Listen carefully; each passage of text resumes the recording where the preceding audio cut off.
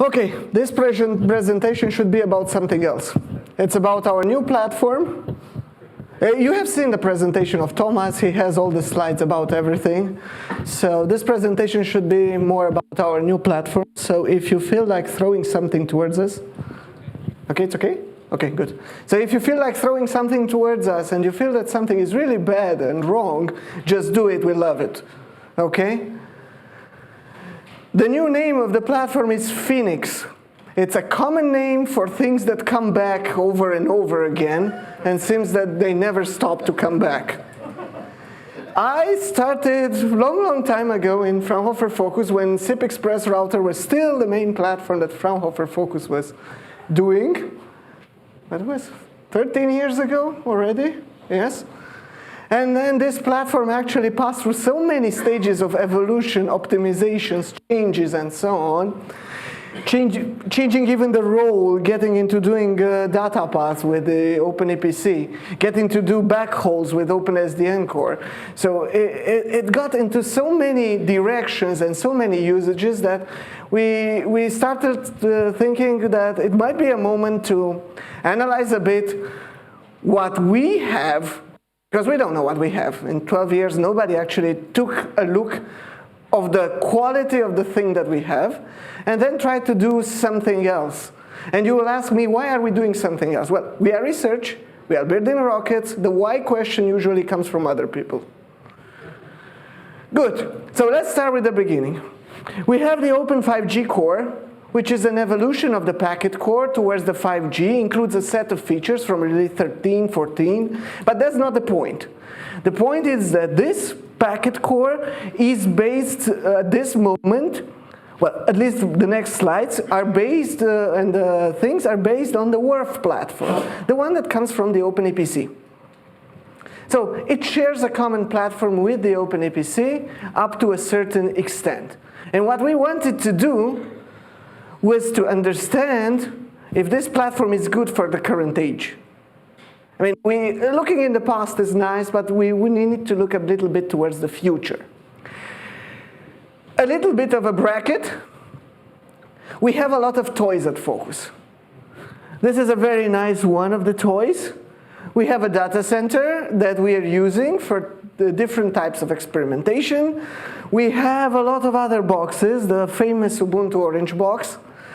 The little Lenovo PCs, Raspberry Pis, so practically, due to the fundamental part, it runs on Linux, it's written in C, we can run it on any type of device. So what we put as a question in front of everything else is, what is, in this type of an environment, hiding under the name performance? What would be the performance of these things? Now, when I came to Fokus in 2004, at that moment, SIP Express Router was the most performant SIP proxy in the world. It was really fast, and if you look at the articles from that time, it was 3,000 calls per second with an IPAC from HP, things like this. Since then, we hunted continuously for functionality. We wanted to add new functionality. All the time, we brought in functionality. Luckily, we got a break. And the break came actually from 3GPP. 4G was in deployment. Nobody cared about the 5G. We got around 2 years to figure out what to do. And in those 2 years, what we developed was a new way to benchmark software products they run on data centers. Don't ask me why on data centers. This is what operators love at this moment, network functions virtualization.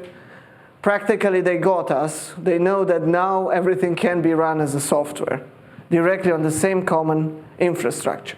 And for this, we have developed a new benchmarking tool, which we had to develop our own trust for, emulating all the radio components, emulating the devices, putting a system under test, the packet core itself, monitoring the components, monitoring also what happens with the devices in the sense of how the service will run towards the devices, and then running it with different topologies, different workload patterns, and things like this.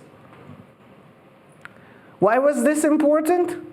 There is at this moment a huge gap between operators as service providers, IT departments of the operators that buy data centers, and classic vendors that became software providers. These three entities do not talk together. So the operator is split in the top. The lower levels are also not communicating. And this brings very funny type of side effects in which a software that performs perfectly at home, when getting into a specific environment, does not work at all, or works really, really badly. And we are trying somehow to merge this gap. Now, let's get a bit more concrete. We have deployed the packet core in what we are naming now the N-to-2 mapping. Why? You will ask me, why are there three components in the 2 mapping? So we have the N components of the EPC split into actually 3 components.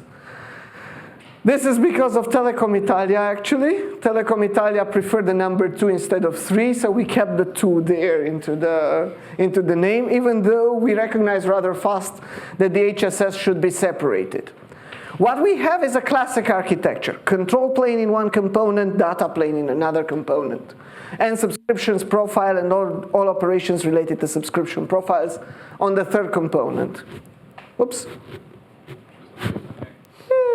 Okay, good.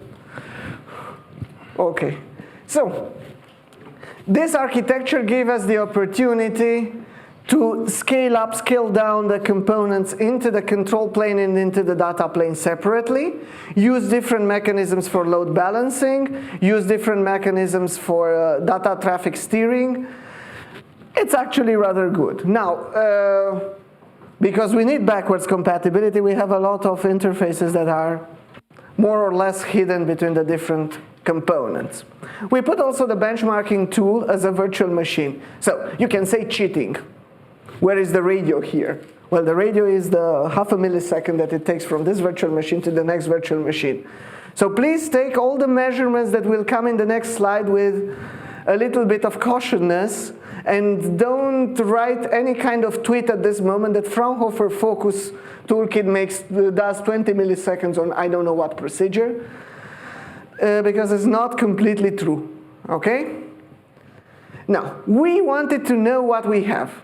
We wanted to know if our software is good for something, or if it's half as good as we claim it is. So we tried to do this with some benchmarks on top of this infrastructure and then see where we are and where we can go forward. Okay, good. Now, we also invented a great theory. Being research, we love inventing theories. And one of the theories is this 5-dimensional software network performance, which mixes inputs and outputs into the same type of graphic. We have the classic workload, we have the classic system KPIs, call rates, missed call rates, drop calls, and so on. The workload describing how the subscribers will behave into the specific network. The resources consumed. Yes, being into a shared environment, we need to know how much compute we are consuming, how much memory we are consuming. And also for our own sake, this was the main parameter that we looked at in order to determine if our software is good or if it's easier to get improved. And then we have the lifecycle KPIs, which are there thanks to a university in Switzerland, which could not live without this type of item inside the work, meaning how fast we deploy and we take out virtual machines. Like somebody would care if it takes 2 seconds more to deploy 5 virtual machines or not. But more important, a set of cloud-native, software-oriented KPIs. How the things behave during scaling, during hot standby procedures, and during any other type of mainly availability related items. Now, we tried 3 types of tests. In this presentation, only 1 type of tests are there. If you want, just drop me an email and I can send you the full set of measurements. We tried spike tests, stress tests, and load tests. Spike tests, unfortunately, our benchmarking tool is limited to 1,000 operations per second. So we did not push it too much. We want to have some kind of trust into what the benchmarking obtains. So we put actually a spike of 2,000 in 2 consecutive seconds. 1,000, 2,000, 3,000, and so on. The stairs are the classical stress tests with at least 30 seconds. We try with 30 seconds. We try with minute level stairs to see how the system handles the operations. Now, what we found interesting is that also this type of measurements, linear tests, make a lot of sense. For example, we wanted to know what is the limit of attachments of our system. Where will our system crash? Do we have enough capacity to keep 10,000 subscribers, 100,000 subscribers, 1 million subscribers, and so on? It's 10,000, so if this was the answer. It's 10, 20,000 with the current structures that we have inside the packet core. Yes, they will have to be upgraded in the near future. And this is how the ugly truth looks like. This is a test for a system where we allocated 4 virtual CPUs to each of the components. And this is the behavior mainly of the control plane, but also of the sampling towards the data plane of the system that we had. So 10 calls, 10 attachments per second, 20 attachments, 30, and so on, going up to, what is here, 100 attachments per second. Okay, we did not reach the number, the limit of attached devices into the system. So the behavior is not because the attachment structure actually reached its maximum capacity. The behavior is because the system cannot handle it anymore. So what happens here? The blue line is the input. The green line is number of attachments that are successful. And you can see the hectic behavior into the side. And these are some Gauss curves measured every second on how the attachments worked. Okay, so you can clearly notice that we have stage 1 up to 30 attachments per second, stage 2 from 30 attachments per second up to 60, 70 attachments per second, and afterwards a clear error state. We looked at this graphic with our mouth open, not understanding why we have this uniformity here and this uniformity here. They are absolutely uniform at 2 different levels. What we found out is that this happens because of our queuing system. During an attachment, the control entity asks the HSS for the identity of the subscribers, for the subscription profile. It also transmits the location. It also communicates with the data path entities, plus another 3 messages that are exchanged towards the devices. What happened was that our scheduler is really bad for this type of operations. The tasks that were really fast and that were finishing really fast actually got back into the queue and wait after some other tasks that would have taken longer time. We need to change the scheduler. And this would be probably the biggest lesson to learn from this part. So as long as we have an empty queue, we are fine. As long as the moment that we start having a big message queue, everything becomes rather crowded and for all the other transactions. So the delay will remain uniform. Good, so this was the first thing. This was run on a computer where we allocated 4 virtual CPUs for each of the machines. This is what happens when we allocate only 2 CPUs for the machines, including the control entity. So practically we have a larger Gauss curve, and this is mainly due to this queuing system. Of course, the system will start failing a little bit faster, but not as fast as expected, so it's not half. It's not here. It actually reacted rather well, also because of the same queuing system. We have a bit of the hectic, and finally, what we learn from this is that the only thing that matters for maintaining some kind of a service KPI into the correct limits is the CPU. We don't have memory problems. The memory system that was designed what was 14 years ago, 15 years ago, actually has very good performance in sense of the usage of the memory. We are using less than 128 megabytes of memory for this system. This is what we have pre-allocated. It's a bit too much stress to clean up the problems of the memory and too much resource consumptions from the side of the compute. So as long as we have a correlation only between compute and service KPIs, what we took as a decision was to screw up the memory, to make it worse than what it is now, and then to get a little bit better on the compute side. You can say that the operators did this traditionally. We just over-provision everything as much as we want, as much as we can. We put machines instead of 2 or 4 processors, we will put machines with 16, 32 cores. And then we will get to a capacity that's worth for a carrier-grade network. Handover stress test. For the handover stress test, this is the curve for the 2 CPUs. You can see it's rather uniform, then it goes exponentially. By the way, this scale is logarithmic. The same typical behavior, the system starts behaving hectically. What I want also to tell you is that when we had the OpenIMS core, the moment that we reached the capacity level, the thing was dying in a very strange and ugly way.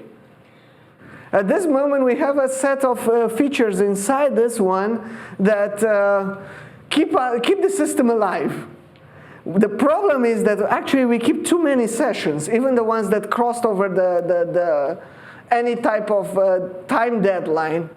We don't clean them up, so the current system goes too wrong for what it could be. We don't have any kind of garbage collector for sessions that went over their timeout, for example, which is another feature that should be brought to the system.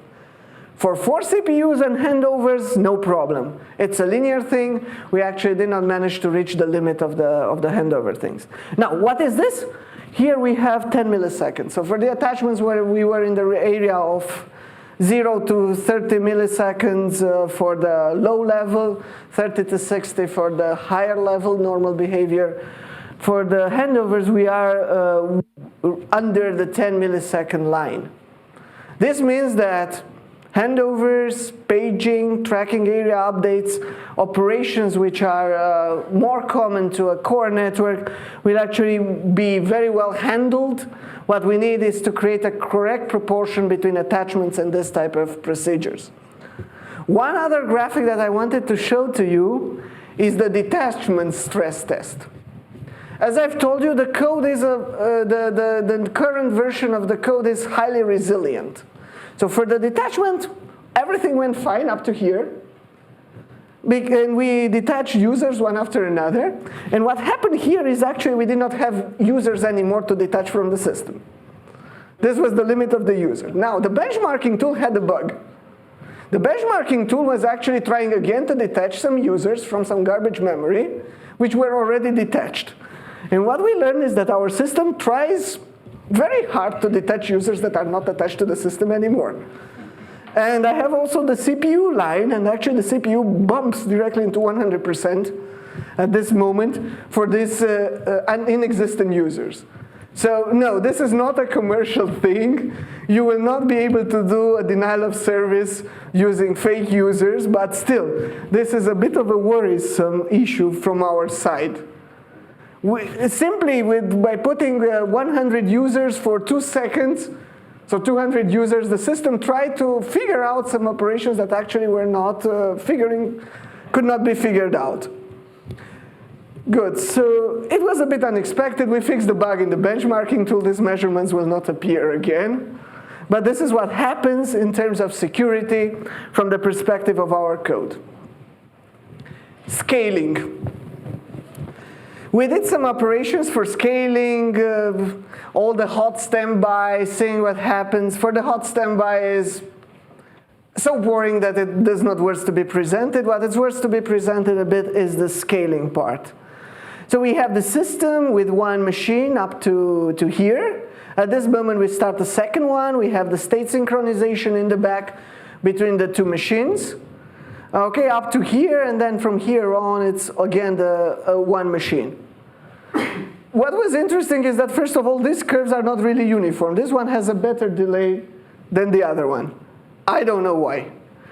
The other thing is that we have this, this state of let's say, a reliable behavior for around 1 minute between the components at the scaling up. This is mainly because the memory is suddenly synchronized between the two machines. So practically we are consuming a lot of resources for the synchronization for this period.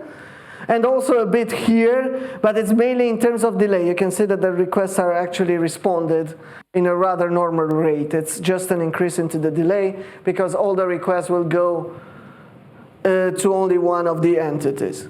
So scaling, and also because the state of the system is very well done and the subscriber states are completely independent of each other, is one of the normal operations also for the control plane of a packet core. Now you will ask me, how about the data plane? Control plane you all know, let's go a bit to the data plane. And we have two measurements for the data plane. This is the one with 4 CPUs and this is the one with the 8 CPUs. To tell you the truth, we started with 4 CPUs and we wanted to show how nice our graphic is and then go to 2 CPUs and see how bad it is. With 4 CPUs it was rather horrific. This is because of the lack of using of acceleration libraries within the switch. At this moment, we strongly believe that we will need to do this.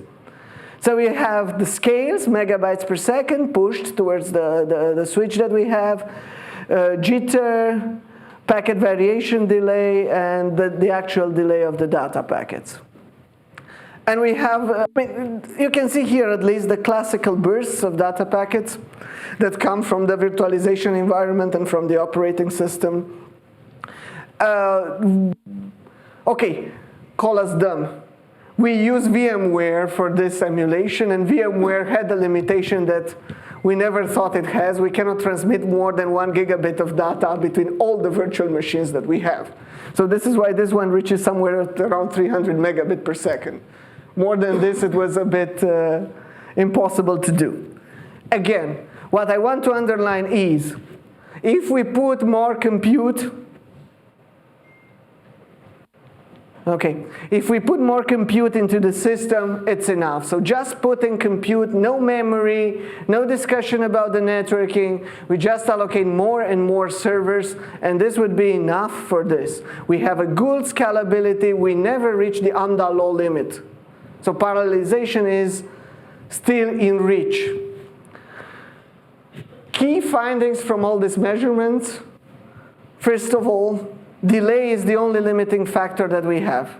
Compute at this moment became so cheap that we don't have any type of issue. Scalability is not really an issue, not even for the data plane.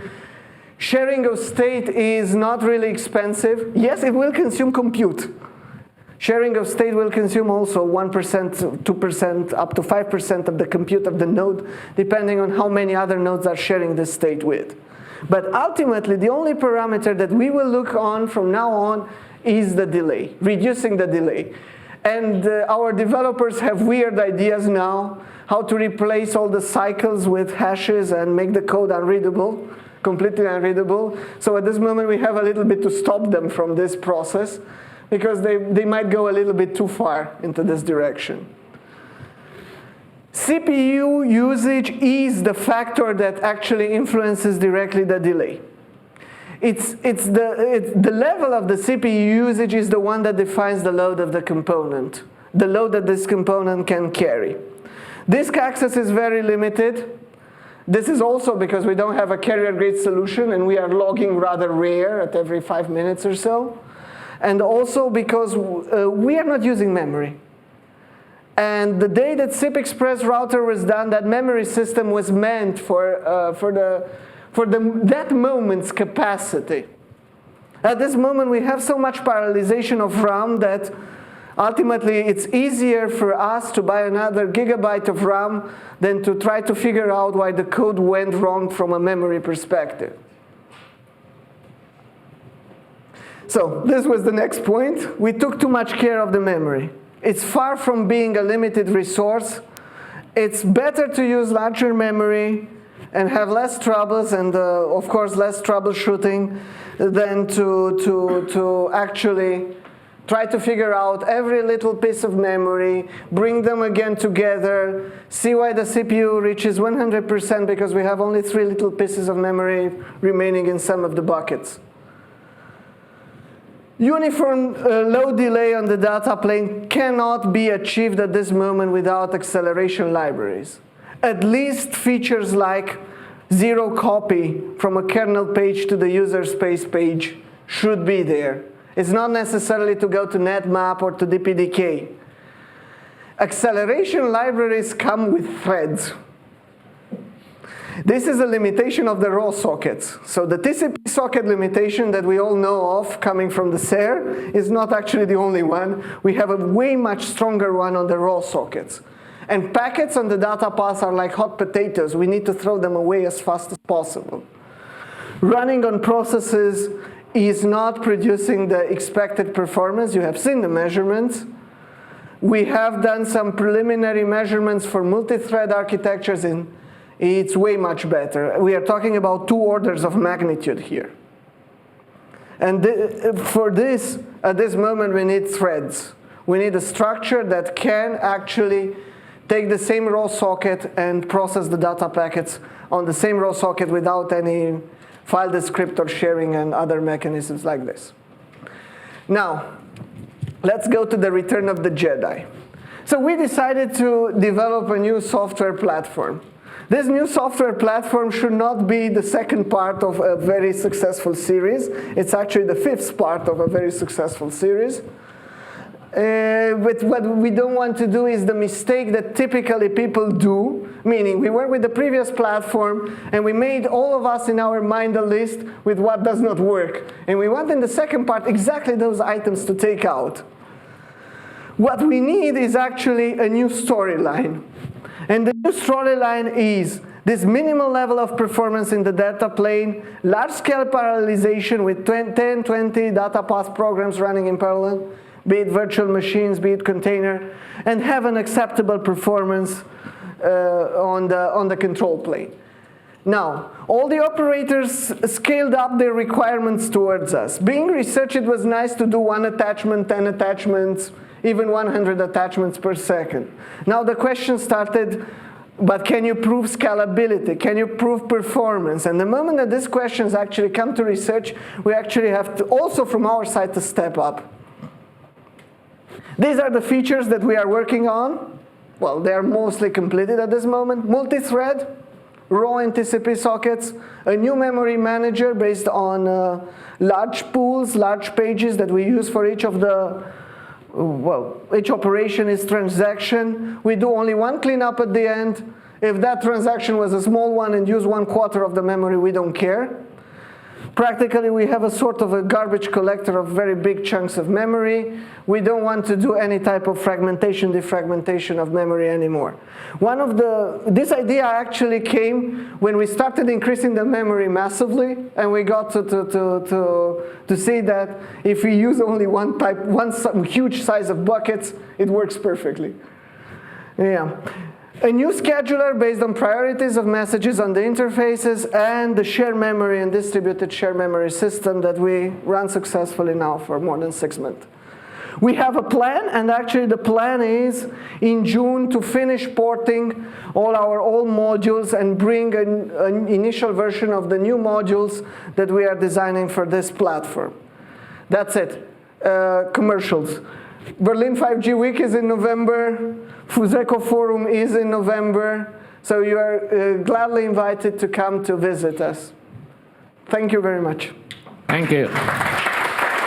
So this looks like the foundation for next products and application out of Fokus. So be prepared again to get some crazy things with highly optimized workarounds. A question about? I may not have understood it correctly, but the data limitations are to do with basically packet forwarding?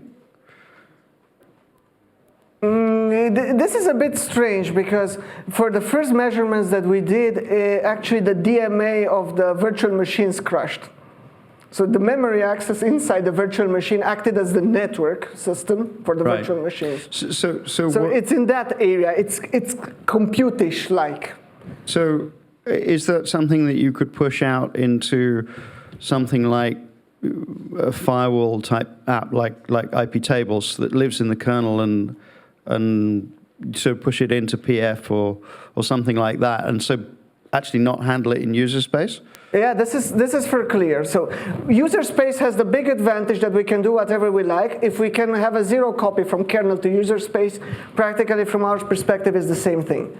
But it would be rather advantageous to actually push it even down into the stack, not necessarily into the firewall, but into the virtual switches of the data center.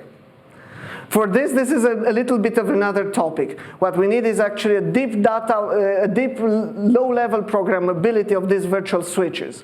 And this is another track that we are pursuing now together with some Japanese partners. Unfortunately, it will take 1-2 years to actually have this type of measurements. Okay, so last question, and we are running a bit late. So you said the CPU is actually the key element in the system. So did you try to compare different CPU architectures? Different motherboards, let's say, the same CPU architecture, meaning we tried it only with Intel.